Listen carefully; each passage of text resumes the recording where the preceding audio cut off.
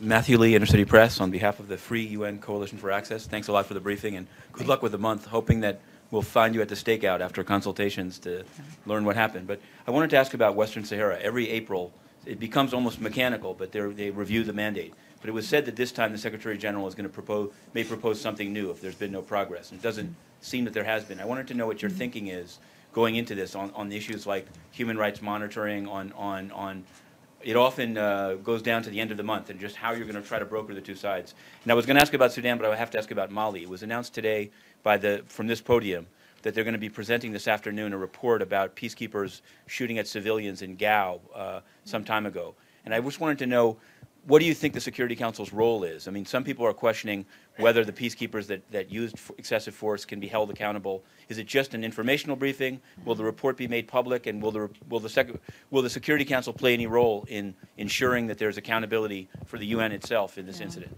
Thanks. Well, let me start with this last part that you spoke about. As you may know, we're having a retreat with the Secretary General. That's upon his invitation, of course, and it's going to be Monday and Tuesday.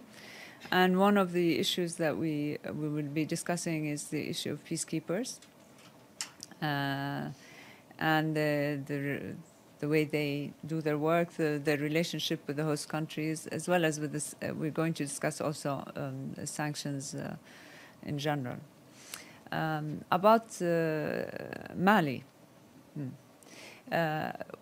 you know, we were happy with the talks that happened with the Algerians as mediators, although not all the parties did participate, and we hope that that will change. However, every time we see that there's improvement in any discussions, peaceful discussions, we're very pleased. And I cannot tell you the number of crises that are, I mean, I can tell you because you know, but I'm saying this for those who don't, that last year all the studies have shown that the Council has been working most since its history and its inception. And we're really dealing with very difficult cases because the situations we're seeing are much of the time not interstate, but intra, and that gets even more complicated. When it's interstate, it's not that it's easier, but you can talk to two governments, try to solve things. But when it's in one country, there's a lot of negotiations and convincing to be done.